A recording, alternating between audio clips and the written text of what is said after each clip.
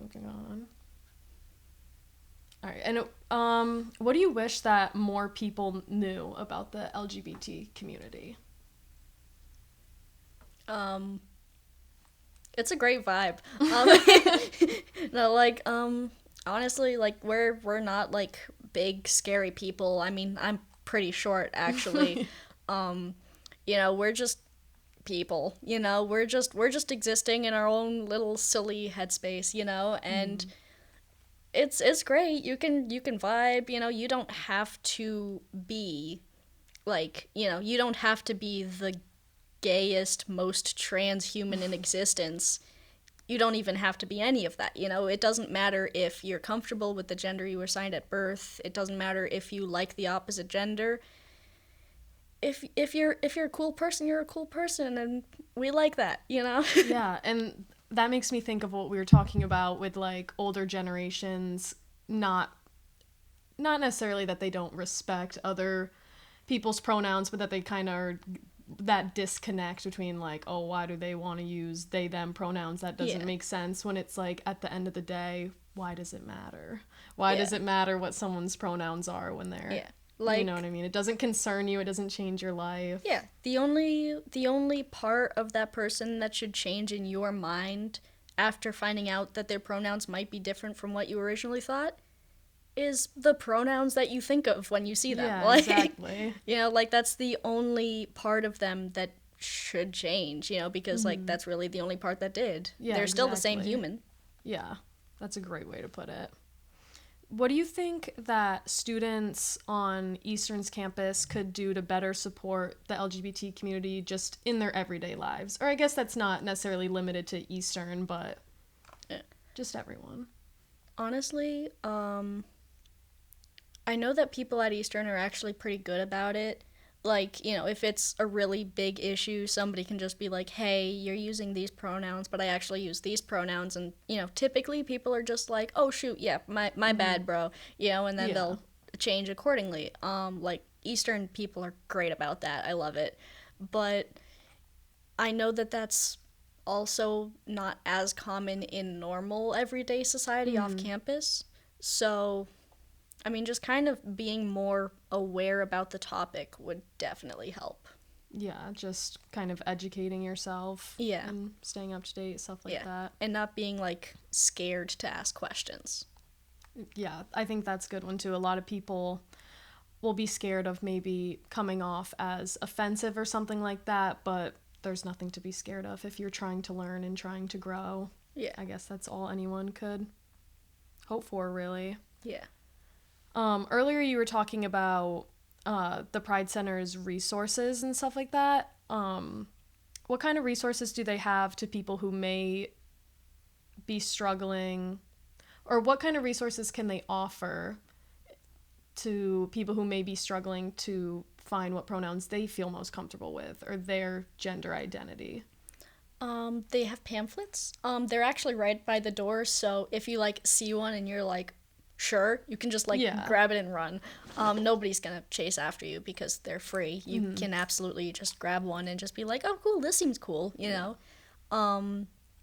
They have some cards right by Nicole's office that, they're just pictures of the flag of the identity that it represents, and on the back it's got a little bit of information about them.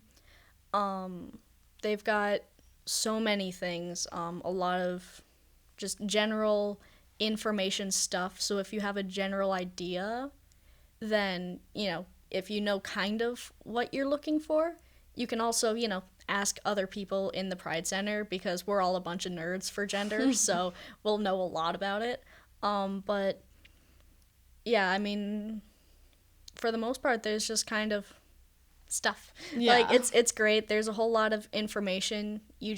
You can literally grab 20 different pamphlets and start flipping through them if you have no idea what you're looking for. Yeah.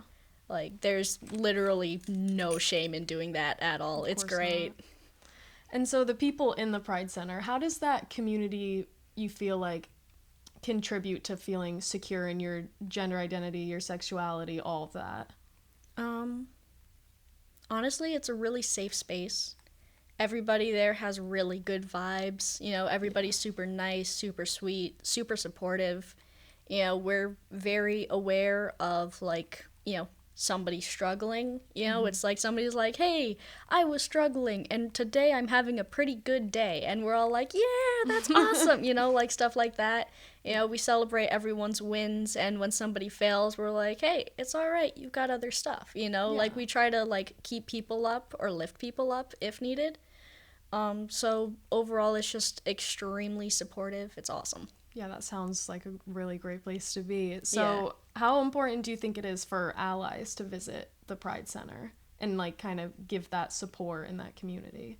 Honestly, they don't visit enough. It's great that, like, you know, we're all able to hang out and be like, wow, we're all weirdos in society, but like, you know, we it's not like we hate the people that aren't like weird, you know, like we're perfectly fine with it. We want people to show up, you know, just for the social aspect. You Yeah. know, like it's literally just that they don't show up enough.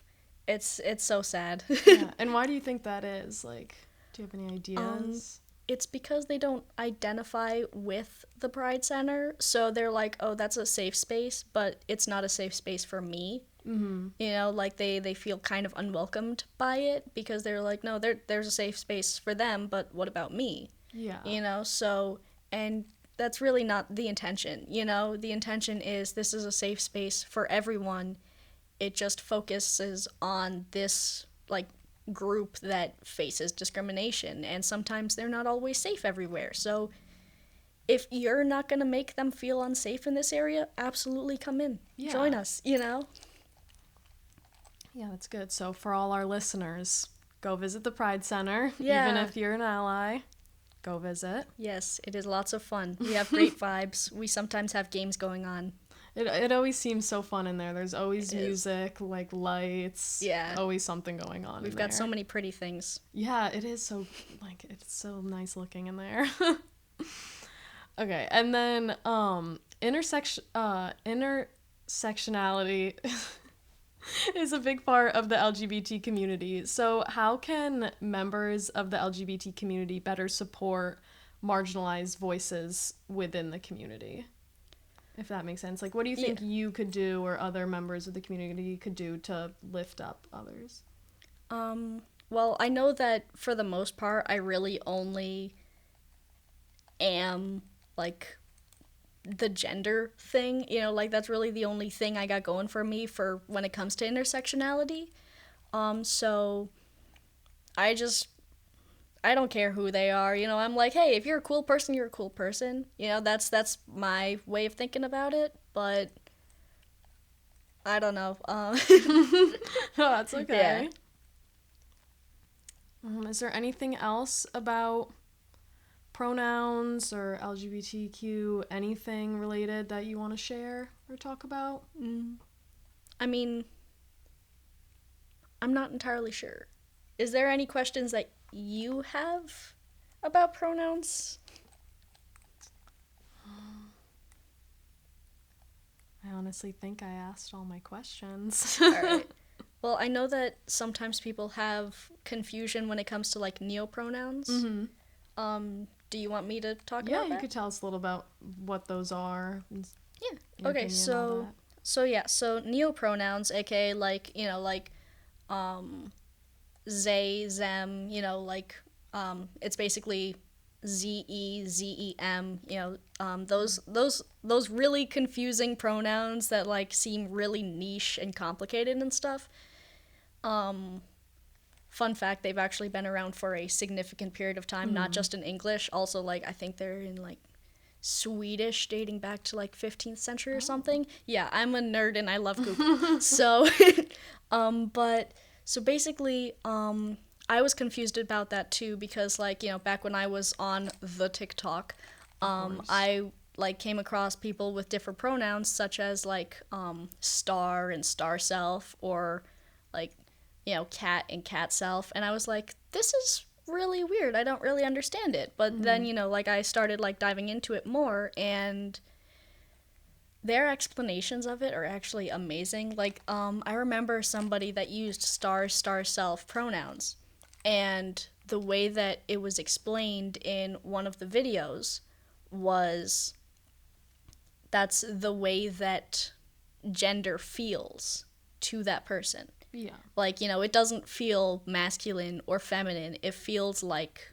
a galaxy. Yeah. And sometimes you're on this planet, which is a star. Sometimes you're on this star. So it's like the only way to explain that is by star. Because it's like that is gender. So it's just kind of the way that gender feels to people. To some people, gender feels easiest described as she, sometimes he, sometimes they, sometimes absence, just static or something, like, but, it's like, it's really interesting that, people are able to identify, yes, my gender can't be explained in the normal sense. I need to use an abstract idea or concept to explain it. Yeah. And it's just really fascinating. Like, highly recommend looking into it more. Yeah. Because, like, I did, and I was like, whoa, that's so pretty, Yeah.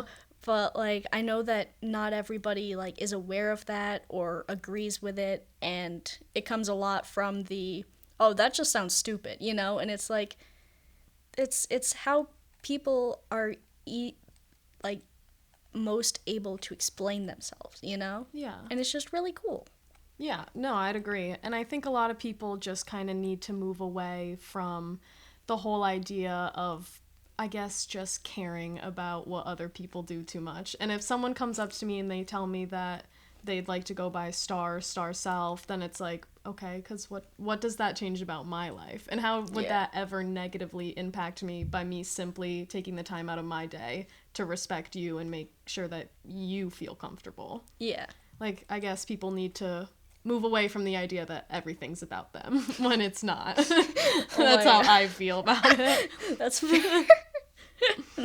But yeah, thanks for sharing that. That was definitely a good piece of information.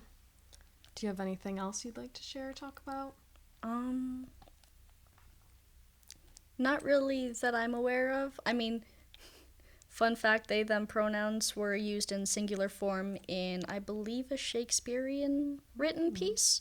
So, it's always kind of funny because I had a conversation with my brother about they, them pronouns, and he was like, no, my teacher for my SAT practice was talking about how they, them is not able to be used in singular format, and I was like, huh?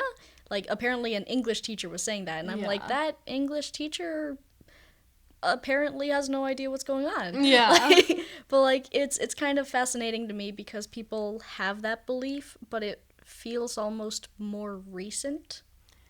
Yeah, and I feel like that belief kind of surrounds a lot of things about the LGBT community that, like, oh, this is all so new and, like, your generation's trying to do this and this, but then when you actually look at the facts, look into history, it's like, this isn't new. It's been around forever. Yeah. We just have way more means of spreading information now on the internet and stuff like that, so it just seems like, for some people, this new concept, but it's not. And it's not a hard concept either. Yeah. Most of what we're talking about. Yeah. Well, thank you for coming on the podcast. We really appreciate it. And that's all. Like, I don't know how I don't know how long that was. Hopefully that was good. I feel like I was definitely, like, stuttering and stuff at times too. Dude, if you didn't notice, I did that as well. So hey, it's okay. He said if we wanted to redo it too, we can always redo it when Orion's here if we, like, watch it back and then, like, don't like it or whatever. So we're chilling. And they can edit it, definitely, because sometimes I was like, I don't know what to say. yeah, just edit out all the awkward silences. Yeah. Surprise, video is now 15 minutes long. Yeah. It's a 5-minute podcast. We're free. How long was that? 30 minutes. Oh, perfect. Woo!